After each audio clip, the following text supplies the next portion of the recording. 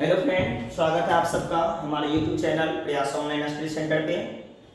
आज हम आप लोगों के बीच कॉम्पिटिटिव मैथ का एक स्पेशल क्लास लेकर आया हूँ। यह स्पेशल क्लास हमारा हर चैप्टर से रिलेटेड है, इसलिए मैंने इस क्लास में किसी चैप्टर का नाम नहीं दिया और इस क्लास का नाम मैंने कैचअप कोर्स रखा कि आप आने वाले एग्जाम में जो भी आप एग्जाम दे रहे हैं और आपके पास जब कम समय बचता है, 20 दिन 25 दिन का समय बचता है, 10 दिन या 15 दिन का समय बचता है, तो आप कैसे जल्द से जल्द हर चैप्टर का रिवीजन कर सकते हैं, हर चैप्टर से आने वाले क्वेश्चन को सॉल्व कर सकते हैं। इनके लिए हमने एक स्पेशल क्लास तैयार किया हुआ है। यह हमारा क्लास 20 से 25 क्लास का है, कैचअप कोर्स है, जिसमें हर चैप्टर के क्वेश्चन को जो एग्जाम में ज्यादातर पूछे जाते हैं हमने टच करने का कोशिश किया। ये हमारा इस सीरीज का, इस क्लास का पहला क्लास आज होगा। इसके बाद आपको प्रत्येक दिन हमारी वीडियो मिलती रहेगी, जिसके माध्यम से आप एक एक क्लास करके हर चैप्टर को कंप्लीट कर सकते हैं। और एग्जाम के समय जब आप एग्जाम देने के लिए जाइएगा तो हमें उम्मीद ही नहीं, आप पे भरोसा है कि आप हर क्वेश्चन को सॉल्व कर सकते हैं। अब आपके पास जब ज्यादा समय नहीं रहता है तो आप कोशिश करते हैं कम समय में ज्यादा से ज्यादा सवाल का जवाब दें। तो अब हर चैप्टर से इस कोर्स में क्वेश्चन को रखा है, नंबर सिस्टम से हमने स्टार्ट किया है, टोटल डीआई तक के प्रॉब्लम को रखा हुआ है, जहां ट्रिगोनोमेट्री मिलेगा, अलजेब्रा मिलेगा, एरिया भी है, वॉल्यूम भी है, परसेंटेज भी है, प्रॉफिट लॉस भी है, एसआई भी है, सीआई भी है, टाइम है, टाइम एंड डिस्टेंस भी है, टाइम एंड वर्क भी है। यानी जितने भी चैप्टर हैं, चाहे वह एवरेज हो, एलसीएम एचसीएफ हो, हर चैप्टर के क्वेश्चन को हमने इस वीडियो में रखा है, जो आपका धीरे धीरे 1 बाय 1 करके आते जाएगा। और आपके पास जो भी कॉम्पिटिटिव सवाल आते हैं, जो भी कंपटीशन के एग्जाम में जिस टाइप का सवाल आते हैं, उस टाइप के सवाल को आप सॉल्व कर सकते हैं। आप हमारे वीडियो को जब देखें तो आपको अगर ऐसा कोई लगे कि हमें कुछ और सजेशन लेना है, कुछ क्वेश्चन जो आपकी नज़र में लग रहा हो कि हम एग्जाम देने जा रहे हैं और इस टाइप के क्वेश्चन बार बार आ रहे हैं और इस वीडियो में नहीं आया है, तो आप हमें इन्फॉर्म कर सकते हैं, मैसेज के थ्रू भेज सकते हैं, आप कमेंट के माध्यम से बता सकते हैं, अपनी समस्याओं को रख सकते हैं। हम कोशिश करेंगे कि जो भी आपका सवाल आ रहा है, आपकी नज़र से गुजर रहा है, अगर हमारे कोर्स में उस क्वेश्चन को सॉल्व नहीं डाला गया है, उस क्वेश्चन का सॉल्यूशन नहीं दिया गया है, तो हम कोशिश करेंगे उस टाइप के क्वेश्चन को भी हम अपने नेक्स्ट वीडियो में रखें और आपका जो समस्या है, आपका जो प्रॉब्लम है, उस प्रॉब्लम को एक एक करके कंप्लीट करें। हमारा वीडियो बहुत सारे चैप्टर का हमारे यूट्यूब चैनल पर उपलब्ध है।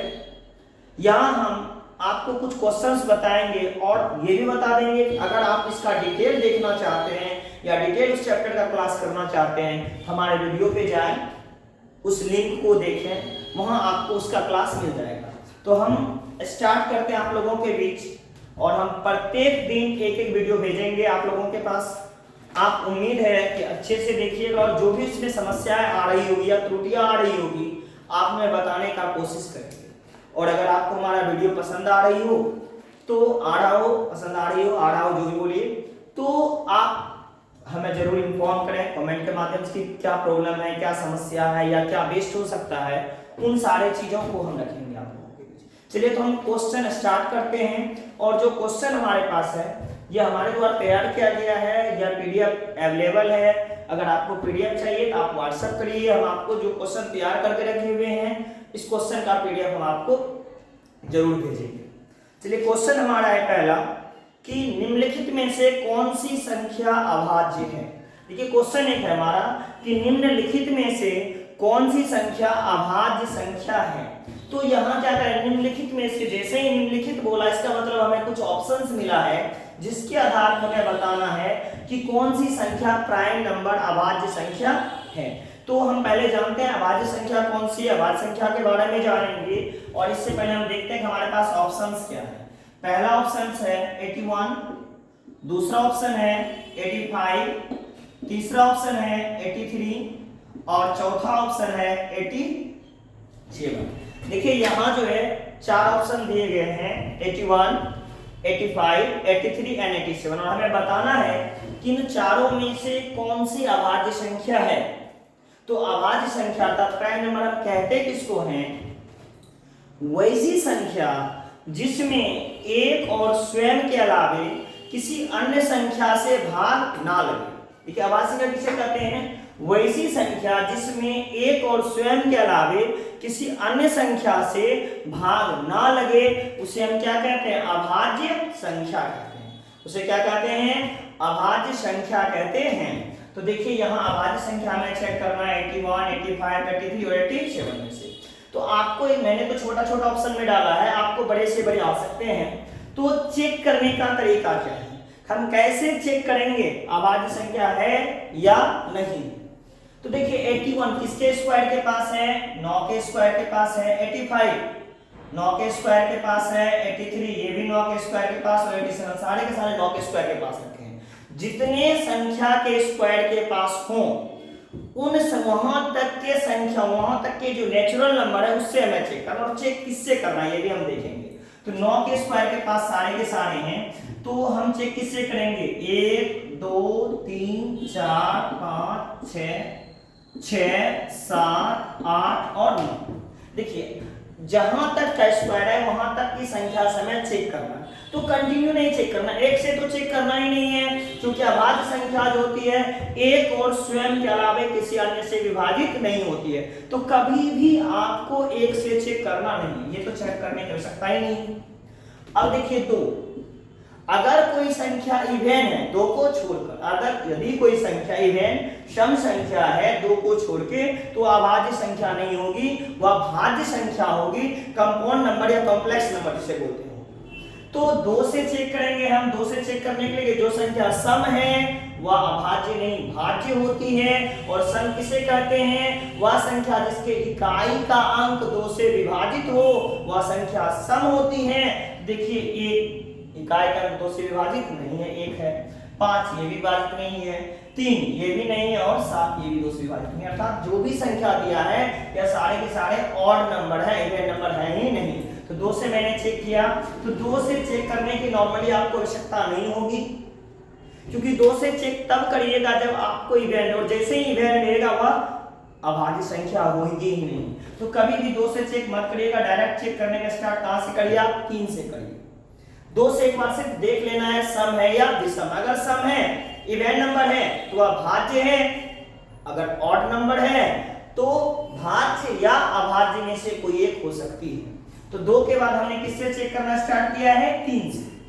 3 से विभाज्यता का नियम कहता है कि जिन संख्याओं के अंकों का योग, जिन संख्याओं के अंकों का योग 3 से विभाजित हो वह संख्या 3 से विभाजित होती है।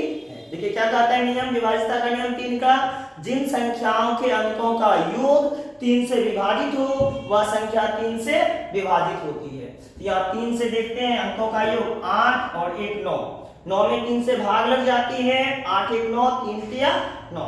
इसका मतलब ये भाज्य संख्या है, अभाज्य संख्या नहीं है। 81 कैंसिल हो गया। अब आगे देखिए यहाँ 8 और 5 13। 13 में 3 से भाग नहीं लगता है, आगे चेक करेंगे। फिर इसमें देखते हैं 8 3 11, इसमें भी 3 से भाग नहीं लगता, 3 से विभाजित नहीं है। और 8 और 7 का योग 8 7 15, 15 में 3 से भाग लग जाता है, 3 5 15, अर्थात ये संख्या 3 से विभाजित है। जैसे ही 3 से विभाजित हो गया, यानी कहने का तात्पर्य एक और स्वयं के अलावे किसी अन्य से विभाजित हो गया। तो कोई अन्य संख्या कौन इसको 3 विभाजित कर रही है, इसका मतलब ये अभाज्य नहीं है। अब हमारे पास 2 संख्या बचा हुआ है, एक 85 और एक 83। मैंने 3 से चेक कर लिया। 3 के बाद आपको 4 से चेक करने की कभी आवश्यकता नहीं है। 4 से क्यों नहीं चेक करेंगे? क्योंकि जैसे ही मैंने 2 से चेक कर लिया वो इवन या ऑड, तो 4 से चेक करने की आवश्यकता ही नहीं है, क्योंकि जो संख्या 4 से विभाजित होगी वह 2 से भी होगी। तो 2 के बाद किसी भी इवन नंबर से आपको चेक करने की आवश्यकता नहीं होती है। 2 के बाद किसी इवन नंबर चेक करने की आवश्यकता नहीं होती है। तो हमने चेक कैसे किया? 2 के बाद 3 से, 3 के बाद डायरेक्ट करेंगे 5 से, 5 के बाद 7 से, और फिर 9 से भी चेक नहीं करेंगे। 9 से क्यों नहीं करेंगे?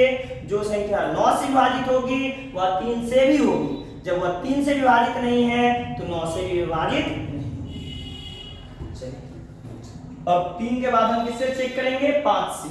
अब देखिए 5 85, आप क्या जानते हैं 5 का विभाज्यता का नियम? जिस संख्या के इकाई के अंकों पर 0 या 5 हो, जिस संख्या के इकाई के अंकों पर 0 या 5 हो वह संख्या 5 से विभाजित होती है। जिस संख्या के इकाई पे क्या हो 0 या 5 हो वह संख्या 5 से विभाजित होती है। यहाँ यूनिट प्लेस पे 5 है, 85 क्या है 5 से विभाजित है। इसका मतलब ये क्या है भाज्य है, कॉम्प्लेक्स नंबर है। तो अब मेरे पास एक संख्या मात्र क्या बच गया 83। इसका मतलब 83 क्या है, देखिए 3 भाज्य हमें मिल गए, तो जो बचा चौथा यह क्या होगा अभाज्य ही होगा। तो आंसर हमारा यहाँ क्या आ जाता है सी नंबर। अगर आपको हो कि नहीं हम एक बार और चेक करेंगे कहीं 7 से विभाजित हो जाए तब क्वेश्चन मिस्टेक हो, तो आप 7 से भाग दे के देख लिए 7 से 83 में ये विभाजित नहीं होगा। 7 से एक बार में दिए 7, 8 में 7 घटेगा बचेगा 1, 13 देखिए 7 के टेबल में 13 नहीं आता है, ये 7 से भी विभाजित नहीं है, ना ये 2 से है, ना 3 से है, ना 5 से है, ना 7। इसके बाद में चेक करने की आवश्यकता ही नहीं है। इसका मतलब 83 कैसी संख्या है, एक अभाज्य संख्या है। तो हमें उम्मीद है कि जब कभी भी आपको भाज्य अभाज्य संख्या के बारे में पूछा जाए तो आप बता सकते हैं कि कौन सी संख्या भाज्य है, कौन सी अभाज्य है, कौन सी संख्या प्राइम नंबर है, कौन सी संख्या कॉम्प्लेक्स नंबर है। हमको कहां तक चेक करना है, उस संख्या के आसपास के स्क्वायर तक। जैसे हमारे पास रहता है 123 के बारे में जानना, हम 11 के स्क्वायर तक ला के चेक कर लेते। अगर हमें 244 तक चेक करना होता कि 244 भाज्य है या अभाज्य है, तो हम कहां तक चेक करते 16 का स्क्वायर तक, 256 होता है, या 15 के स्क्वायर तक चेक करते। तो जो संख्या दिया है उसके आसपास जो स्क्वायर है उस तक चेक करते, उस अंक तक कि भाज्य है या अभाज्य। चलिए अब दूसरे क्वेश्चन की ओर हम बढ़ते हैं। पहला क्वेश्चन हमारा हो गया, हम इस तरह से एक एक करके क्वेश्चन आगे बढ़ाएंगे। है नेक्स्ट क्वेश्चन हमारा, निम्नलिखित में से कौन सी परिमेय संख्या है। अब देखिए संख्या परिमेय और अपरिमेय दो प्रकार के होते हैं। तो परिमेय संख्या हम किसे कहते हैं, जिस संख्या को p/q के रूप में लिखा जाए। जिस संख्या को कैसे लिखा जा सके, p/q के रूप में लिखा जा सकता है, उसे हम परिमेय संख्या कहते हैं।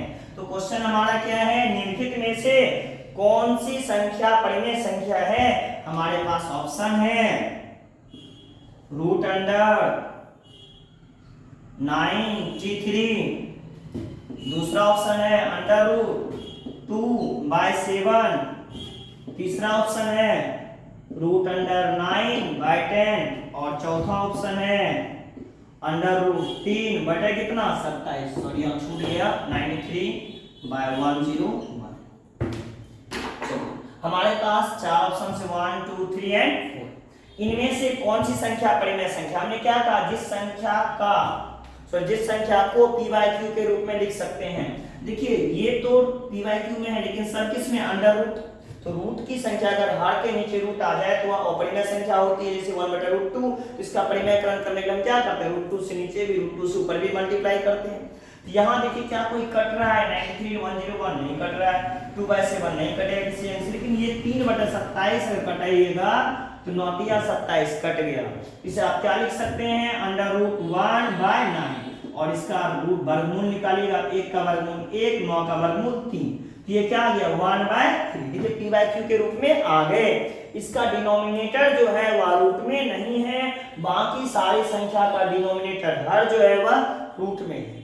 तो जब किसी संख्या का डिनोमिनेटर रूट में हो तो वह अपरिमेय होती है, अगर रूट में नहीं है तो वह परिमेय हो जाएगी। तो हमने क्या किया, इसका निकाला वर्गमूल, तो क्या आया 1/3। तो इसमें परिमेय संख्या क्या हो गई 1/3। तो आंसर हमारा क्या है, चौथा नंबर डी में ऑप्शन 3/27 एक परिमेय संख्या है। चलिए नेक्स्ट क्वेश्चन की ओर फिर हम बढ़ते हैं। हमारा क्वेश्चन है सबसे छोटी अभाज्य संख्या कौन सी है। देखिए हमारे पास ऑप्शंस भी हैं कि क्वेश्चन हमारा सबसे छोटी अभाज्य संख्या कौन सी है, और यहाँ बच्चे लोग बहुत ज्यादा कंफ्यूज करते हैं कि सबसे छोटी अभाज्य संख्या कौन सी है। देखिए सबसे छोटी अभाज्य संख्या कौन सी, हमने अभाज्य संख्या के बारे में क्या बताया, वैसी संख्या जो एक और स्वयं के अलावे किसी अन्य से विभाजित ना हो, एक और स्वयं के अलावे किसी अन्य से विभाजित ना हो, उसे हम क्या कहते हैं, अभाज्य संख्या कहते हैं। तो सबसे छोटी अभाज्य संख्या क्या है, 2 है। क्योंकि 2 में एक और स्वयं के अलावा किसी अन्य से भाग नहीं लगता। 2 के बाद क्या है 3 है, 3 के बाद क्या है 5 है, 5 के बाद 7, 7 के बाद 11, 11 के बाद 13, ये इंफिनिटिव तक होंगे। और अगर हम भाज्य पे आए तो 4 है, 6 है, 8 है, 9 है, 10, ये भी इंफिनिटिव तक। तो अभाज्य संख्या देखिए 2 में 1 और 2 के अलावा किसी अन्य से भाग नहीं लगता। 3 को देखिए इसमें भी 1 और 3 के अलावा किसी अन्य से भाग नहीं लगता। किसी में 11 में 1 और 11 के अलावा किसी अन्य से भाग नहीं लगता। तो अभाज्य संख्या हम किसे कहेंगे, जिसमें स्वयं के अलावे और 1 के अलावे किसी अन्य से भाग ना लगे, उसे हम अभाज्य संख्या कहते हैं, प्राइम नंबर कहते हैं। और अभाज्य संख्या के बाद भाज्य संख्या, कॉम्प्लेक्स नंबर किसे कहते हैं, ऐसी संख्या जिसमें 1 और स्वयं के अलावे किसी अन्य से भाग लगे। जैसे 4 के पास हम आएंगे तो 4 में देखिए 1 से भी भाग लगता है, 2 से भी भाग लगता है और 4 से भी लगता है।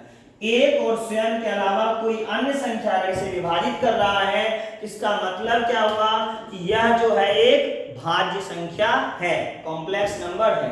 तो अभाज्य संख्या कौन सी संख्या है, जिसमें 1 और स्वयं के अलावा किसी अन्य से भाग ना लगे। तो हमने सबसे छोटी भाज्य संख्या क्या निकाला है 2।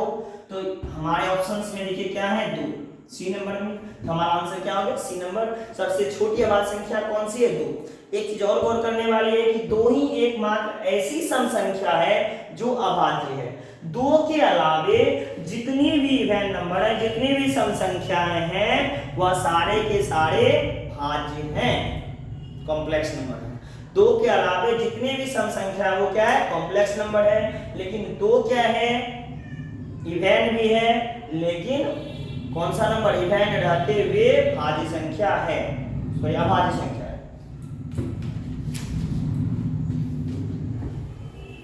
2 एकमात्र ऐसी संख्या है, कौन सी, भाज्य संख्या।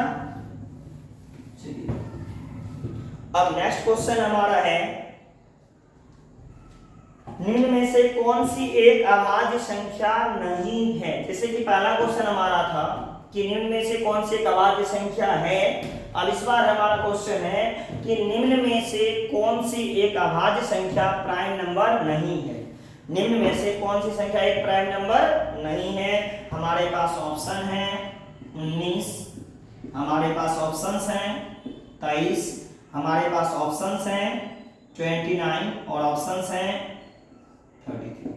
हमारा क्वेश्चन क्या है कि निम्न में से कौन सा जो है एक अभाज्य संख्या नहीं है, अर्थात भाज्य संख्या है। निम्न में से कौन सा कॉम्प्लेक्स नंबर है या निम्न में से कौन सा प्राइम नंबर नहीं है। चलिए अब देखिए चेक करेंगे। 19 किसके स्क्वायर के पास आता है, 4 के स्क्वायर तक चेक करेंगे, 23 5 के स्क्वायर तक चेक करेंगे, 29 के लिए भी 5 के स्क्वायर तक चेक करेंगे और 33 6 के स्क्वायर तक चेक करेंगे क्या किससे विभाजित है या नहीं है। हमने पहले ही बताया है कि चेक किस अंक से करेंगे, 4 के स्क्वायर तक में 2 3, 4 से करने की आवश्यकता है नहीं। यहाँ 5 है तो हम चेक करेंगे 2 से, 3 से और 5 से। ये 5 है, यहाँ भी चेक करेंगे 2 से, 3 से, 5 से और यहाँ 6 है तो 2 से, 3 से और 5 से। 6 से क्यों नहीं करेंगे कि जो संख्या 3 से डिवाइजेबल है तो वह ऑलरेडी क्या होगा, कॉम्प्लेक्स नंबर, भाज्य संख्या होगी। तो 6 से विभाजित हो या ना हो कोई दिक्कत नहीं है, क्योंकि 6 का गुणनखंड होता है 2 गुने 3। चलिए जो संख्या 2 और 3 दोनों से होगा वह 6 से होता है।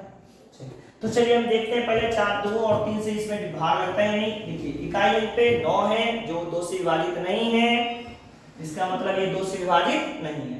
3 से यदि अंकों का योग 9 1 10, 10 में 3 से भाग नहीं लगा, इसका मतलब ये क्या, ना 2 से विभाजित है ना 3 से विभाजित है। ये कैसी संख्या है, भाज्य संख्या, प्राइम नंबर है और हमें चाहिए क्या, कॉम्प्लेक्स नंबर। तो पहला ऑप्शन हमारा नहीं होगा। दूसरा चेक करते हैं 23। पहले 2 से देखते हैं, इकाई अंक पे 3 है, 3 एक ऑड नंबर है या 3 में 2 से भाग नहीं लगता है। 3 ये जो 23 है वह 2 से विभाजित नहीं है। इसके बाद 3 से चेक करेंगे, अंकों का योग 3 और 2 का योग 5 होते हैं। अब 5 में हम 3 से भाग देंगे, देखिए 3 गुने 2 6 होते हैं, 5 में भाग नहीं लगा, इसका मतलब ये 3 से विभाजित नहीं, 2 से भी नहीं और 3 से भी नहीं। अब 5 से चेक करते हैं, देखिए इकाई अंक पे ना 0 है ना 5 है, इसका मतलब ये 5 से भी विभाजित नहीं है। ये क्या है, ना 2 से विभाजित है ना 3 से विभाजित है ना 5 से विभाजित है। जब इनमें से किसी से विभाजित नहीं है इसका मतलब क्या है, ये कैसी संख्या है, एक अभाज्य संख्या है। ये कैसी संख्या है, एक अभाज्य संख्या है। तो ये भी आपका ऑप्शन नहीं हुआ, ये भी नहीं है, ये भी आपका नहीं था, ये भी नहीं था। अब नेक्स्ट आगे देखते हैं, ये भी कैसी संख्या है, भाज्य संख्या नहीं है, अभाज्य संख्या है। हमें क्या चाहिए, कॉम्प्लेक्स नंबर, और ये सारे के सारे दोनों कौन है, प्राइम नंबर। अब 29 तक में चेक करते हैं। 29 तक में कैसे चेक करेंगे, हम देखते हैं 5 का स्क्वायर तक चेक करना है। पहले 2, 3 और 5 में किससे विभाजित होता है, यूनिट प्लेस पे 9 है। जब यूनिट प्लेस पे 9 है, 9 एक ऑड नंबर है, या 9 में 2 से भाग दीजिए, भाग नहीं लग रहा है, इसका मतलब क्या है, यह संख्या 2 से विभाजित नहीं है। 2 के बाद हम किससे चेक करेंगे, 3 से। देखिए अंकों का योग 9 और 2 कितना होता है, 11। क्या 11 3 से विभाजित है, 3, 3 दूनी 6, 3 तिया 9, 3 चौका 12। देखिए क्या हुआ, 3 से विभाजित नहीं है। अब 5 से चेक करेंगे, क्या 5 से विभाजित है, इकाई अंक पे ना 0 है ना 5 है, ये 5 से विभाजित नहीं है। तो ये भी कैसी संख्या हो गई, अभाज्य संख्या, प्राइम नंबर। देखिए पहला, दूसरा और तीसरा, तीनों आपका अभाज्य संख्या है, और हमें चाहिए क्या, भाज्य संख्या, कॉम्प्लेक्स नंबर। तो जब 3 नहीं है तो चौथा निश्चित होना चाहिए। चेक भी कर लेते हैं, पहले 2 से देखते हैं। देखिए इकाई अंक पे 2 है, सॉरी इकाई अंक पे 3 है, 3 में 2 से भाग नहीं लगेगा, इसका मतलब क्या है, ये 2 से विभाजित नहीं। अब 3 से चेक करते हैं, 3 और 3 कितने हो गए, 6। अब देखिए 3 3 6 हो गए, 3 के टेबल में 6 आता है क्या, 3 गुने 2 6। तो जैसे ही अंकों का योग विभाजित हो गया, वह संख्या भी क्या हो जाएगा, विभाजित हो जाएगा। अर्थात 33 जो है प्राइम नंबर है, भाज्य संख्या है, सॉरी प्राइम नंबर है और भाज्य संख्या। हमें चाहिए क्या, निम्न में से कौन सा भाज्य संख्या नहीं है। तो आंसर क्या हो गया, इन चारों ऑप्शन 19, 23, 29 और 33 में 33 जो है अभाज्य संख्या नहीं है। हमारा आंसर क्या हो गया, 33, ऑप्शन नंबर डी। चलिए फिर नेक्स्ट क्वेश्चन की ओर हम बढ़ते हैं। देखिए नेक्स्ट क्वेश्चन हमारा क्या है, संख्या पद्धति में 4 अंकों की कुल कितनी संख्याएं हैं। देखिए हमारा ऑप्शन क्या है, संख्या पद्धति में पहले क्वेश्चन है 4 अंकों की कुल कितनी संख्या है। तो ऑप्शन हमारा है पहला 1 2 3 4 4 9, दूसरे ऑप्शन में है 9 9 9 5, तीसरे ऑप्शन में हमारे पास है 9 पे 000 और चौथे ऑप्शन में है 1 पे 000। हमारा क्वेश्चन क्या है कि संख्या पद्धति नंबर सिस्टम में जो है 4 अंकों की कुल कितनी संख्या है। देखिए संख्या के बारे में पहले जान लें, 1 अंकों की संख्या, 2 अंकों की संख्या, 3 अंक की संख्या हो या 4 अंकों की संख्या। जैसे हमने लिखा 1, ये क्या है, 1 अंक की संख्या, इसमें सिर्फ और सिर्फ 1 अंक यूनिट प्लेस है। अगर हमने लिखा 21, इसमें कितने अंक है, 1 2 अंक हो गए, ये 2 डिजिट का अंक हो गया। अगर हमने लिखा 3 2 1, इसमें कितने डिजिट हो गए, 1 2 3, ये कितने अंक हो गए, 3 अंक की संख्या हो गई। अगर इसके पीछे हम 5 डाल दिए, 1 2 3 4 अंक की संख्या। इसकी तरह से अगर हम बढ़ाते जाएं तो संख्या अंकों की बढ़ती जाएगी। हमें क्या क्वेश्चन आ रहा है कि 4 अंक की कुल कितनी संख्या है। देखिए सबसे पहले छोटी संख्या, संख्या का बड़ी संख्या, छोटी संख्या और कुल संख्या, हम तीनों चीज के बारे में पहले जानते हैं। 1 अंक की सबसे छोटी संख्या 1 होती है, क्योंकि 1 से छोटा कोई भी नेचुरल नंबर नहीं है। और सबसे बड़ी संख्या क्या होती है, 9। ये स्मॉल नंबर, ये लार्ज नंबर, और यहां लिखते हैं टोटल नंबर। तो 1 अंक की सबसे छोटी संख्या 1 और बड़ी संख्या 9। 1 से 9 तक में कुल 9 अंक आते हैं, कुल संख्या कितना हो जाता है, इसका 9 होता है। अब 2 अंक की जैसे हम जाएंगे सबसे छोटी संख्या पे, 1 लिखना है, 2 अंक जाना है तो 2 से 1 कम कर लीजिए, क्या बचा है, 1 0 डाल लेना। तो 2 अंक की सबसे छोटी संख्या क्या हो गई, 10। और सबसे बड़ी संख्या जब पूछा जाए, जिस अंक का पूछा गया उतना बार 9 डाल दीजिए। 2 अंक का पूछा गया तो 2 बार 9 डाल। कुल संख्या जब निकालना हो तो टोटल के लिए देखिए हमने 9 लिखा था, 2 अंक का पूछा था, 2 से 1 कम, 2 से 1 कम करेंगे कितना हो जाएगा, 1, उस पे 1 0 डाल दीजिए। तो 2 अंक की कुल कितनी संख्या होगी, 90। सबसे बड़ी संख्या क्या होगी, 99, और सबसे छोटी संख्या 10। अगर हम 3 अंक का चले 3 डिजिट का, तो 3 अंक का निकालना है, सबसे छोटी संख्या 1 लिखे, 3 में 1 घटाएंगे बचेगा 2, इस पे कितना 0 डालेंगे, 2 0 डालेंगे। और फिर सबसे बड़ी संख्या निकालना है 3 अंक का, तो 9 की संख्या कितना लिखेंगे, 3। और टोटल संख्या लिखना है तो पहले हम 9 लिख देंगे, 3 अंक का लिखना है तो क्या करेंगे, 9 में 1 घटाएंगे, 9 में 1 घटाएंगे तो हमारे पास, सॉरी 9 बोलते हैं, 3 में 1 घटाएंगे, 3 में 1 घटाएंगे क्या बचेगा हमारे पास 2, तो यहाँ कितने जीरो डालेंगे, 2 जीरो डालेंगे। अब इसी तरह से हमें 4 अंक का निकालना है, 1 लिखने के बाद 4 में घटा के 3 जीरो डालना है, बड़ी संख्या लिखना है तो 4 बार 9 लिखना है और कुल संख्या लिखना है। 9 लिखने के बाद क्या करेंगे, 4 में कम करेंगे, बचेगा 3, 3 जीरो डाल देंगे। तो आप अच्छी तरह समझ गए होंगे इस चीज को, सो ऑन ये आगे बढ़ते चलेगा। जितने अंक आप कुल अंक निकालना हो, लार्ज नंबर निकालना, स्मॉल नंबर निकालना, आप निकाल सकते हैं। हमारा क्वेश्चन था कि 4 अंक की कुल संख्या कितनी है, तो 4 अंक देखिए कुल संख्या कितना है 9000, हमारे ऑप्शन में है ये देखिए सब 4 अंक की सबसे ये बड़ी संख्या है और ये 4 अंक की सबसे छोटी संख्या है, ये 4 अंक की सबसे बड़ी संख्या और ये 4 अंक की सबसे छोटी संख्या, और हमें चाहिए क्या, कुल संख्या। तो कुल संख्या किस नंबर पे, तीसरे नंबर पे है, तो 4 अंक की कुल संख्या कितनी हो गई 9000। चलिए अब नेक्स्ट क्वेश्चन की ओर फिर हम बढ़ते हैं। आज जो हम नंबर सिस्टम से रिलेटेड सवाल को रख रहे हैं आप लोगों के बीच, और जैसा कि हमने आपको पहले ही बताया कि हम एक एक चैप्टर का, हर चैप्टर का यहाँ सॉल्यूशन देंगे। ये हमारा कैचअप कोर्स है, सिर्फ और सिर्फ जिसके पास समय कम हो, जल्द से जल्द एग्जाम देना हो, आपके पास 10 से 15 दिन का समय हो और आप चाहते हैं कि हम एग्जाम में जल्दी सॉल्व कर लें, तो आप हमारे क्लास को कंटिन्यू देखते रहें, आपको हर टाइप का क्वेश्चन इस क्लास में मिलेगा। चलिए नेक्स्ट क्वेश्चन है, 0 और 100 के बीच कुल अभाज्य संख्याएं कितनी हैं। ये क्वेश्चन हमारा फिर ये बार बार रिपीट किया जाता है कि 0 और 100 के बीच, या 0 से लेके 50 के बीच, या 60 से लेके 80 के बीच कुल कितनी अभाज्य संख्या है। तो ये कुछ वैल्यूज हैं जो आपको याद रखना पड़ता है, जिससे आपको निकालना आसान हो, ना कि आपको याद करना पड़े। तो ये चीज आप याद रख सकते हैं कि 0 से लेके 100 के बीच जो होते हैं कुल अभाज्य संख्या कितनी होती है, 25 होती है। अब ये कैसे पता, आप चाहे किस तरह लिख सकते हैं, 2 3 5 7 11 13 17 19 23 सो ऑन, ये आगे तक जारी रहेगा।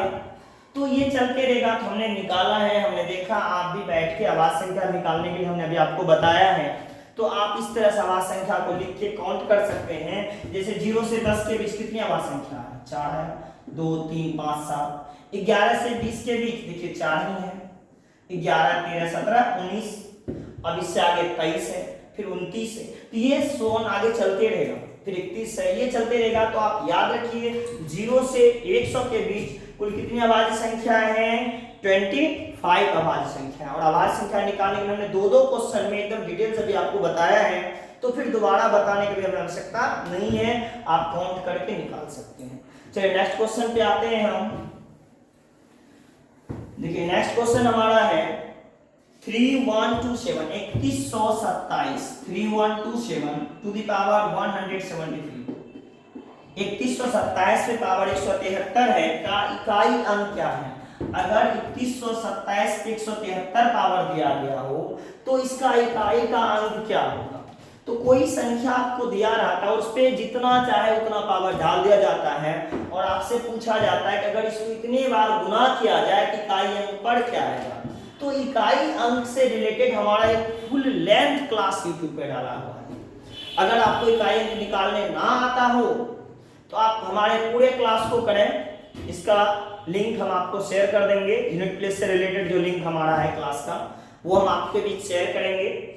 उस क्लास को आप पूरा कर लें तो ये जो हमारा लगभग 35 मिनट का, 30 से 35 मिनट का एक डिटेल क्लास सॉल्यूशन में दिया है, हमारे लिंक पे उपलब्ध है, तो यहाँ बताने की आवश्यकता नहीं होगी। मैंने अभी आपको बताया भी शुरुआत में इंट्रो क्लास के टाइम कि हम यहाँ आपको एग्जाम व्यू से बता रहे हैं कि कैसे जल्द से जल्द सॉल्व करें, और जो आपका बेस कमजोर है उस बेस क्लास के लिए हमारा जो बेसिक कॉन्सेप्ट दिया गया हर चैप्टर का, उस बेसिक कॉन्सेप्ट का अध्ययन करें। जिस चैप्टर में आपको परेशानी हो रही हो, जो चैप्टर आपने सॉल्व नहीं किया हो, उस चैप्टर के लिए आप हमारे बेसिक कॉन्सेप्ट वाले क्लास पे जाएं, उस क्लास को कंटिन्यू करें, वॉच करें, और कोई परेशानी हो रही हो तो कमेंट के माध्यम से या हमारे व्हाट्सएप के माध्यम से हमें सूचित करें, हम आपकी परेशानियों को दूर करने का कोशिश करेंगे। चलिए हमें यहाँ क्या निकालना है, 3127 27 के पर ये कितना पावर दिया है 173, तो इसका क्या आएगा, हमें इकाई अंक पर क्या आएगा। तो हम सबसे पहले देखते हैं यूनिट प्लेस पे क्या है 7, तो पीछे के अंक को नहीं लेंगे, सिर्फ और सिर्फ 7 को लेंगे और इस पे पावर कितना लिखेंगे 173। और इस पावर को हम 4 के टर्म में बदलते हैं। कितने के टर्म में बदलते हैं 4 के टर्म में। कैसे बदलेंगे, 173 में आप डिवाइड करिएगा 4 से। देखिए चाहे यहाँ ऑड लिखा रहे या इवन लिखा रहे, जो भी अंक लिखा हुआ रहे, आप उसमें क्या करिएगा कि डिवाइड करिएगा किससे 4 से। जितना पावर दिया है पावर में 4 से डिवाइड करना है, देते हैं डिवाइड, 4 से भाग देते हैं, 4 गुने 4 16, 7 में से 6 घटाइए 1 बचा और 1 में से घटाएंगे क्या बचेगा 0। अब फिर आ गया क्या 3, 4 से भाग दीजिए, 4 दूनी 8, 4 तिया 12, 3 बार में डिवाइड हो रहा है, 4 तिया 12, 3 में 2 घटाए 1, 1 में से घटाइएगा क्या बचेगा प्लस 0।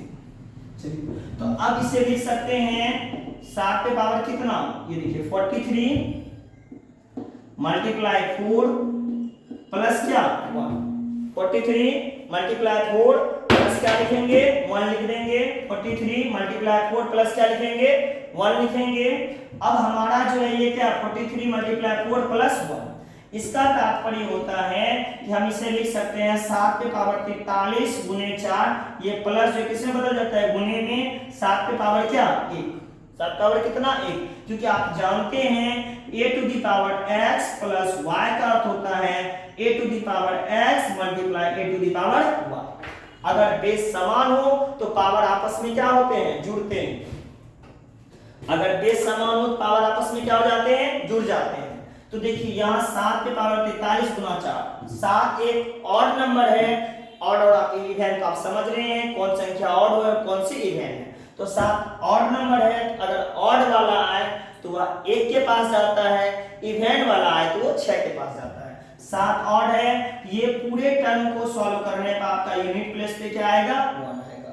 अगर इवन आता है जैसे 6 8 4 2 लिखा रहता तो हम इनका लिखते 6, अगर इवेंट आता तो हम 6 लिखते, ऑड है तो हम क्या लिखेंगे 1 लिखेंगे। हमें सिर्फ देखना है ये जो अंक है जिस पर पावर दिया गया है वह ऑड है या इवेंट है। तो ये ऑड है तो हमने यहाँ क्या लिखा 1, फिर मल्टीप्लाई का चिन्ह दिए, 7 पे पावर 1, 7 को एक बार गुना करिएगा क्या आएगा 7, अब दोनों को मल्टीप्लाई करिए, देखिए क्या आ गया 7।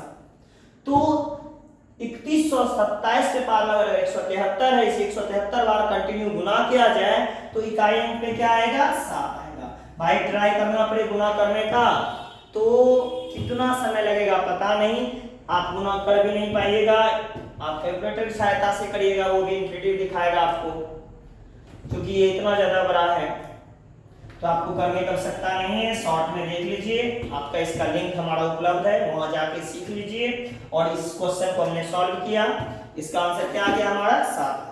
चलिए अगर ऑप्शन देखा जाए तो हमारे पास इसमें 4 ऑप्शंस थे।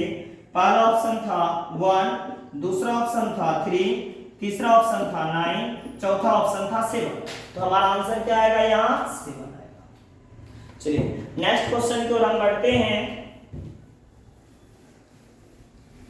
नेक्स्ट क्वेश्चन हमारा है 27,307। देखिए क्वेश्चन क्या कर रहा है 27,307 में आए 2 7, 27,307 में आए 2 7 के स्थानीय मानों का अंतर क्या है। क्वेश्चन क्या है 27,307 में आए 2 7 की, ये पहला 7 और ये दूसरा 7, ये दोनों जो 7 आया है इनके स्थानीय मान में क्या अंतर है। तो देखिए किसी भी संख्या का 2 मान होता है, एक प्लेस वैल्यू और दूसरा फेस वैल्यू। एक को कहता है प्लेस मतलब स्थानीय मान, फेस मतलब जातीय मान। तो प्रत्येक संख्या का 2 वैल्यू, एक प्लेस वैल्यू और दूसरा फेस वैल्यू। हमें क्या कह रहा है यहाँ प्लेस वैल्यू का अंतर, क्योंकि फेस वैल्यू जो है हमेशा जातीय मान का अंतर कहीं भी रहे 0 ही होगा, क्योंकि 7 का फेस वैल्यू 7 ही है, 7 का फेस वैल्यू क्या होगा 7 ही। चाहे 7 कहीं भी रहे, इसका भी फेस वैल्यू 7 होगा, इसका भी फेस वैल्यू 7 होगा, अर्थात जातीय मान दोनों का 7 होगा, लेकिन स्थानीय मान परिवर्तित होते रहता है। यहाँ देखिए इस 7 का स्थानीय मान क्या है 7 है, और इस 7 का स्थानीय मान इकाई, दहाई, सैकड़ा, हजार यानी 1000 प्लेस पे है, इसका स्थानीय मान कितना हो गया 7000। अब हमें क्या कर रहा है दोनों का डिफरेंस अंतर क्या होगा। तो 7000 में से हम 7 को घटा देंगे तो देखेंगे क्या आएगा, ये 0 में से 7 घटेगा नहीं, ये कैरी लेगा तो ये नहीं, यहां से लेना शुरू करिए। 10 में 7 गया, क्या बचेगा 9, सॉरी 10 में 7 गया, क्या बचा 3, अब ये 9 बचे, ये भी 9 बचे और 7 तो कैरी दिया था, ये क्या बच गया 6993। कितना आ गया, दोनों जो साथ है दोनों के स्थान वैल्यू का अंतर देखा जाए कितना आ गया 6993। तो फेस वैल्यू का अगर अंतर पूछा जाए कभी भी कहीं भी रहे तो आप उसका 0 बोलिएगा, और प्लेस वैल्यू का अंतर पूछा जाए तो दोनों के प्लेस वैल्यू को लिख देना है। जैसे इस 7 का प्लेस वैल्यू इकाई प्लेस पे था 7 लिखे, और ये 1000 प्लेस पे था इसका 7000 लिखे, फिर 7000 में से 7 को माइनस कर दिए, हमारे पास आया 6993। तो दोनों के 7 का प्लेस वैल्यू का जो अंतर है वह कितना है 6993। और आपके एग्जाम में जिस टाइप का है उसका अंतर निकालिएगा। चलिए नेक्स्ट क्वेश्चन हमारा है 2039 मल्टीप्लाई 318। देखिए दो संख्या गुना करने के लिए मैं 2039 into 318 339 को 318 से गुना किया जाएगा तो निम्न में से कौन सा मान आएगा। हमें अप्रोक्सीमेट में वैल्यू देना है। पहला वैल्यू अप्रोक्सीमेट में हमें दिया गया है 6 5 1 2 3 4 0। दूसरा वैल्यू हमारे पास है 7 2 4 0। तीसरा वैल्यू है 5 9 1 2 3 4 0 और चौथा वैल्यू है 8 2 1 2 3 4 0। देखिए यहाँ क्या है, हमें अप्रोक्सीमेट में वैल्यू दिया है। कभी कभी हमारे एग्जाम में क्वेश्चंस आते हैं जहां हम कंफ्यूज ये करते हैं कि अब यहाँ देखिए यहाँ दिया 8 में 9 इकाइयों को गुना करेंगे 72 2 आएगा, और यहाँ कहीं भी यूनिट प्लेस पे 2 दिया ही नहीं है, सब में 0 डाल दिया है। हमें क्या चाहिए अप्रोक्सीमेट वैल्यू। अप्रोक्सीमेट वैल्यू जब भी निकालना हो तो आप शून्य के आसपास संख्या को ले जाएं। जैसे ये 2039 है, हम चाहे इसे कितना मान सकते हैं 2000, और ये 318 है, इसे हम क्या मान सकते हैं 300। कितना मान लिए 300। अब देखिए यहाँ 20 है और यहाँ क्या है 3 है, तो 20 गुना 3 करेंगे तो 20 किया कितना हो गया 60। अब इस पे 1 2 3 4 0 डाल दीजिए। देखिए हमने क्या किया है, जो यहाँ भी कम किया है यहाँ भी कम किया है, तो जब भी हमारा वैल्यू आएगा वह किससे 60,000 से ज्यादा आएगा, उससे कम नहीं आएगा। जब भी आएगा वह क्या आएगा 60,000 से ज्यादा आएगा, उससे कम कभी नहीं आएगा। और अगर हम इसको 2000 के बदले अगर 2100 के पास लेके चले गए और इसको 300 ही डालेंगे, 21 गुना 3 क्या हो जाएगा 63,000 के आसपास इसके बराबर आ जाएगा। ये हमने क्या किया, बड़ा करके भी रखा छोटा करके भी रखा। हम क्या देख रहे हैं, लगभग मान किसके आसपास जा रहे हैं 65000 के पास। तो जब भी अप्रोक्सीमेट वाला क्वेश्चन आए तो आप 0 के आसपास ले जाइए। अगर 50 से कम रहे तो 0 0 रख लेना है, और 50 से ज्यादा रहे तो अगले अंक को रखना। जैसे 318 के बदले में यहाँ 359 डालता, हम इसको 400 मान के चलते।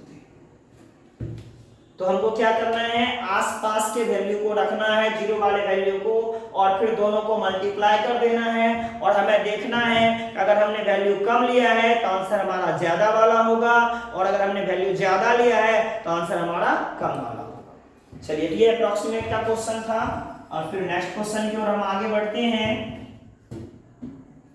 नेक्स्ट क्वेश्चन हमारा है 7 7 7 7 7 7 1 2 3 4 5 6 टाइम है मल्टीप्लाई a1 इक्वल टू 1। चलिए अब देखिए हमें क्या करना है, 7 7 7 7 7 7 6 टाइम 7 आए हैं, और उसे मल्टीप्लाई किससे करना है 11 से। आप जानते हैं गुणनखंड shortcut rules for multiplication, short rule for multiplication यानी गुना का शॉर्ट रूल हमने आपको बताया। अगर आप हमारे वीडियो को लगातार वॉच करते हैं देखते हैं तो जहां आपने देखा होगा 2 digit multiplication 3 digit multiplication, different type of multiplication, her type का मल्टीप्लिकेशन हमने बताया है। तो यहाँ हम फिर से दोहरा रहे हैं, यदि किसी संख्या में 11 से गुना किया जाए तो क्या करना है, जो संख्या यूनिट प्लेस पे उसे आप लिख दीजिए, 7 यूनिट प्लेस पे था लिख दिए। इसके बाद पास वाली संख्या को ऐड करते चलना। अपन ये दोनों को जोड़िए, 7 प्लस क्या करना है हमको 7 करना है। 7 और 7 कितने होते हैं 14, 14 का क्या हो गया 4, फिर क्या बच गया 1, फिर 7 और 7 जोड़ेंगे कितने हो गए 14, केडी 1 था 14 1 15, फिर ये 7 और 7 को जोड़ेंगे 7 7 14, केडी 1 था 15, फिर ये 7 और 7 को जोड़िए 14, केडी 1 था 15, फिर ये 7 और 7 जोड़िए 7 7 14, केडी 1 था 15 का 5। अभी भी केडी 1 हमारे पास बचा हुआ है, लास्ट में एक अंक हमारा 7 जो उसमें केडी 1 जोड़ दीजिए 7 1 8। देखिए फर्स्ट और लास्ट को सिंगल लिखना है। जब भी किसी संख्या में 11 से मल्टीप्लिकेशन करना हो, 11 से गुना करना हो तो फर्स्ट और लास्ट को सिंगल लिखना है और बाद वाले जो भी संख्याएं हैं उसको क्या करना है डबल करके मल्टीप्लाई करके सॉरी ऐड करके चलना है। बाद की जो भी संख्या है उस बाद वाली संख्या को क्या करेंगे हम ऐड करते हुए चलेंगे, हम ऐड करते रहेंगे बाद में जो भी संख्या आ रही है। फर्स्ट एंड लास्ट सिंगल लिखाएगा, फर्स्ट एंड लास्ट क्या लिखाएगा सिंगल लिखाएगा, इसके बाद की जो भी संख्या उसे हम क्या करेंगे डबल लिखते चलेंगे। चलिए अब नेक्स्ट सवाल की ओर बढ़ते हैं हम। देखिए नेक्स्ट क्वेश्चन आ रहा है वह कौन सी संख्या है, देखिए क्वेश्चन क्या आ रहा है, वह कौन सी संख्या है जिसे 27 से भाग देने पर, वह कौन सी संख्या है जिसे 27 से भाग देने पर भागफल 25 एवं शेष 13 आता है। क्वेश्चन क्या कह रहा है वह कौन सी संख्या है, आप लिखा दीजिए क्वेश्चन को, वह कौन सी संख्या है जिसे 27 से भाग देने पर भागफल 25 एवं शेष 13 आता। देखिए संख्या क्या वह कौन सी संख्या है, अब संख्या के बारे में हमें कोई जानकारी नहीं है, वह कौन सी संख्या है, संख्या नहीं पता था हमने क्या माना संख्या x, जिसमें किससे भाग देने पर 27 से भाग देने पर, अगर हम x में 27 से भाग देंगे तो इस भाग क्या आएगा भागफल 25 आएगा और फिर शेष कितना आएगा 13। सवाल क्या था वह कौन सी संख्या है जिसमें 27 से भाग देने पर भागफल 25 और शेष 13 आता है। आप क्या जानते हैं भाज्य, बीच वाले को क्या कहते हैं भाज्य कहते हैं, इसको भाजक कहते हैं, इसको भागफल कहते हैं और इसे क्या कहते हैं शेष कहते हैं। तो भाज्य बराबर जानते हैं भाजक गुना भागफल, 27 गुने क्या 25 और जोड़ क्या शेष, कितना है शेष 13। तो 27 गुने 25 प्लस क्या करना है 13 करना है। तो चलिए सबसे पहले 27 गुने 25 कर लेते हैं। तो 25 में अगर हम 27 से गुना करेंगे हमारे पास कितना आ जाएगा 675 आएगा। आप गुना कर लीजिए 25 गुने 7, 25 गुने 7 करेंगे कितने आ जाएगा 5, 25 सते 175, फिर 25 दूनी 50 और 17 जोड़ दीजिए 50 17 कितना होता है 67 और प्लस कितना 13, जोड़ दीजिए 3 और 5 का योग 8 हो गया, 7 और 1 का योग 8 हो गया और ये 6 तो 688। तो आपका आंसर क्या आ गया 688। तो आंसर आपका क्या आ गया 688। चलिए नेक्स्ट क्वेश्चन है 400 तक की कुल कितनी संख्याएं हैं। क्वेश्चन नेक्स्ट हमारा क्या है 400 तक की कुल कितनी संख्या है जिसे 3 या 7 दोनों से भाग दिया जा सके।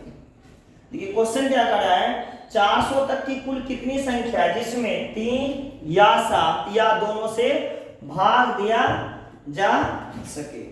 तो क्वेश्चन हमारा 400 तक की कुल कितनी संख्या है जिसमें किससे भाग दिया जा सके, या तो 3 से भाग दिया जा सके, या तो 7 से भाग दिया जा सके, या दोनों से भाग दिया जा सके।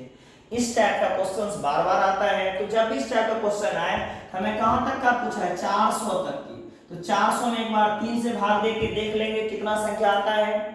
फिर 7 से भी बोला, इसमें हम क्या करेंगे 7 से भी भाग दे देंगे, एक बार 3 से भी भाग दे देंगे, एक बार 7 से भी भाग दे देंगे और दोनों को कुल पूछा है तो जोड़ देंगे। लेकिन कुछ संख्या ऐसी होगी जो 3 से भी विभाजित होगी और 7 से भी, यानी 2 बार उसका काउंटिंग हो जाएगा।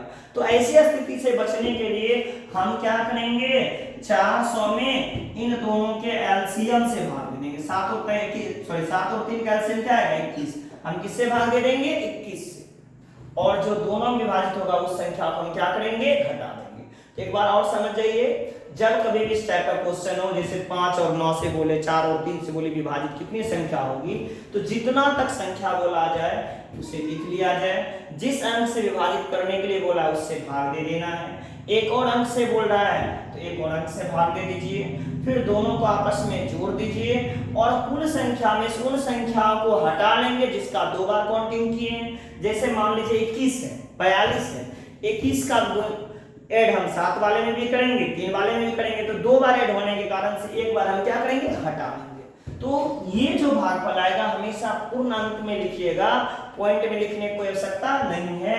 अब भागते हैं 400 में 3 से, 1 3 3 133 के आसपास आ रहा है, पूर्णांक में आएगा, नहीं लिखेंगे, सिर्फ हम कितना लिखेंगे 133।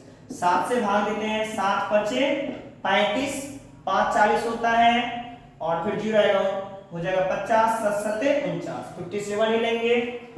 अब 400 में 21 से भाग देंगे तो एक बार में पहले भाग लेगा, 1 दे दिए, अब हमारे पास बचा होगा 19 और 190, कितना आ जाएगा 190। अब 21 400 में जब 21 से भाग देंगे तो आपको क्या बार में भाग लग जाएगा भाई, 9 बार में। लगभग कितने बार में आएगा, 9 बार में। देख लीजिए 400 भागा क्या करना 21, एक बार में देंगे हो जाएगा 21, 10 में से गया 9 और फिर ये कितने बच गए, 3 3 में 2 गया 1, फिर एक 0 आ गया। अब 9 से भाग दिए, 9 गुना 1 9 और 9 दूनी 18। देखिए कितना आ गया, लगभग कितने बार में भाग लग रहा है, 19 बार में। तो हम क्या लेंगे, हमेशा पूर्णांक लेंगे, बाद में जो आ रहा है शेष या पूर्णांक उसे हमें नहीं लिखना है। तो अब ये दोनों को जोड़िए, 7 3 10, 5 3 8 1 9, इसके बाद 1 का 1, उसमें से कितना घटाना 19, 190 में 19 घटेगा कितना आएगा 171। तो 400 तक में एक ऐसी कितनी संख्या होगी जो 3 या 7 या दोनों से विभाजित हो, ऐसी संख्या कितनी होगी 171। हमें क्या करना है, पहले 3 से भाग दे देना है, फिर 7 से दे देना है, फिर एलसीएम वाले से भाग दे करके उसको घटा देना है। अब कितना तक का भी पूछा जाए तो आप आसानी से सॉल्व कर सकते हैं। चलिए नेक्स्ट क्वेश्चन की ओर हम फिर बढ़ते हैं। नेक्स्ट क्वेश्चन हमारा है, देखिए नेक्स्ट क्वेश्चन हमारा है, वह छोटी से छोटी संख्या ज्ञात कीजिए जिसे यदि 7 10 15 21 और 28 से भाग दें तो क्रमशः 5 8 13 19 और 26 शेष बचे। क्वेश्चन क्या कह रहा है हमें, वह छोटी से छोटी संख्या ज्ञात कीजिए जिसे 7 10 15 21 और 28 से भाग देने पर कल से कितना शेष बचे, 5 8 13 19 और 26 शेष बचे। ये शेष कितना बचे, वह छोटी, जब कभी भी आपको एग्जाम में छोटी से छोटी संख्या पूछा जाए तो एट फर्स्ट सबसे पहले आप उसका एलसीएम निकाल लीजिए। तो 7 10 15 21 और 28 का हम पहले क्या निकालेंगे, एलसीएम, फिर देखते हैं आगे क्या करना है। तो 10 और 28 2 से विभाजित हो रहा है, हम पहले 2 से भाग देके देखेंगे, 7 5 15 21 14। दूसरा 2 के बाद 3 से नहीं, डायरेक्ट हम किससे 3 से देते हैं, ये 5 दिया 15 7 21 3 से विभाजित हो रहा है, 3 से 7 5 5 दिया 15 7 21, फिर क्या लिखेंगे 14। अब 5 से विभाजित है, 5 से देंगे 7 1 1 7 14, फिर 7 से विभाजित है 1 1 1 7 1 7 7 दूनी 14। अब देखिए एलसीएम हमारा क्या आ गया, 2 गुने 3 गुने 5 गुने 7 गुने 2। अब एलसीएम निकालिए, 2 गुने 3 6, 6 गुना 5 करेंगे 6 5 30, और 30 में जैसे ही 7 से गुना करिएगा कितना हो जाएगा, 7 या 21, कितना हो गया 210, और 210 में 2 से गुना कर दीजिएगा कितना हो जाएगा 420, कितना हो गया 420 आ गया। तो एलसीएम हमारा क्या आ गया 420। एलसीएम निकालने के बाद हम देखते हैं हमें क्या कहा था, वह छोटी से छोटी संख्या ज्ञात कीजिए जिसमें 7 10 15 21 और 28 से भाग देने पर क्रमशः 5 8 13 19 और 26 क्या बचे, शेष बचे। अब देखिए दोनों का अंतर, 7 से भाग देंगे शेष कितना है 5, 7 और 5 का डिफरेंस कितने का है 2 का है। 10 में 8 यहाँ भी देखिए डिफरेंस 2 का आ रहा है, 15 में 13 यहाँ भी डिफरेंस 2 का आ रहा है, 21 में 19 यहाँ भी डिफरेंस 2 का है, 28 में 26 यहाँ भी डिफरेंस क्या है 2 का। देखिए सब में अगर सेम डिफरेंस रहे, सब में अगर क्या रहे, सेम डिफरेंस रहे, तो जो एलसीएम निकाला है उसमें उस डिफरेंस को घटा देना। संख्या नंबर बराबर क्या हो जाएगा, 420 में से जो डिफरेंस आ रहा था उस डिफरेंस को आप क्या करिए भाई, माइनस कर दीजिए। 420 में 2 घटाइएगा तो आपके पास क्या आ जाएगा, 418। आपका आंसर क्या आ गया भाई, 400। चलिए अब नेक्स्ट क्वेश्चन की ओर बढ़ते हैं। एक क्वेश्चन और देखेंगे, आज की क्लास का लास्ट क्वेश्चन। देखिए आज के क्लास का हमारा लास्ट क्वेश्चन है कि यदि 81 गुने 82 गुने 83 गुने डॉट डॉट डॉट 89 तक गुना किया जाए तो इकाई अंक पर क्या होगा। क्वेश्चन क्या है, 81 82 83 डॉट डॉट डॉट 89 तक गुना किया जाए तो यूनिट प्लेस पे क्या होगा। ऑप्शन है 1, इसके बाद 3, इसके बाद ऑप्शन है 0, 2, 6 और 8। हमारे पास ऑप्शन क्या है, 0, 2, 6, 8। हमारे क्या कहा गया है, यदि 81 82 83 अर्थात आगे 84 होगा, 85 होगा, 86 होगा, 87 होगा, 88 होगा और 89 होगा, इन सब अंकों को गुना कर दिया जाए तो यूनिट प्लेस पे क्या आएगा। देखिए जब भी यूनिट प्लेस पे इस टाइप के सवाल में बोले तो आपको देखना है क्या कंटिन्यू सवाल में कहीं यूनिट प्लेस पे 5 है। देखिए 85 में क्या है, 5 है और इसके साथ क्या कोई इवेन नंबर है, यहाँ भी 4 में भी इवेन है, 6 भी इवेन है। तो जब भी 5 इसका लेंगे और इसका 4 लेंगे तो 5 के साथ इवेन नंबर को जैसे ही मल्टीप्लाई करिएगा वह इकाई अंक पर क्या देगा, 0। और आप जानते हैं कि अगर किसी संख्या को 0 से गुना कर दिया जाए तो वह इकाई अंक पर क्या देगा, 0 ही देगा। किसी भी संख्या को 0 से गुना करने पर वह 0 देगा। तो जैसे ही 5 के साथ किसी इवेन नंबर को मल्टीप्लाई करिएगा वह क्या आ जाएगा, 0 में बदल जाएगा। और किसी संख्या को 0 में गुना करेगा तो वह क्या देगा, 0 ही देगा। तो याद रखना है हमें क्या, कि जब कभी भी कंटिन्यू नंबर में मल्टीप्लाई करने के लिए दे हमें देखना है क्या 5 है। अगर 5 है तो उसके साथ इवेन नंबर कोई है, हाँ है, तो इकाई अंक पे क्या देगा, वह 0 देगा। तो आपका आंसर क्या आ गया यहाँ, 0। तो अगर हम 81 से लेकर 89 तक कंटिन्यू मल्टीप्लाई करेंगे तो हमें यूनिट प्लेस पे क्या आएगा, 0 आएगा। तो 0 क्यों आएगा, क्योंकि 5 को जैसे इवेन से गुना करेंगे मल्टीप्लाई करेंगे हमारी इकाई अंक पे क्या आ जाएगा, 0 आ जाएगा। तो चलिए भाई आज के क्लास में इतना ही। नेक्स्ट क्लास हमारा फिर आएगा, इसमें हम आपको ये जो हमारा क्रैशअप कोर्स चल रहा है, क्रैश कोर्स जिसे आप कह सकते हैं, यह कंटिन्यू जारी रहेगा। बस आप लोग अपना विचार हमें प्रकट करते रहें और जो समस्या है हमसे साझा करें। आज के लिए इतना ही, फिर मिलते हैं नेक्स्ट क्लास में।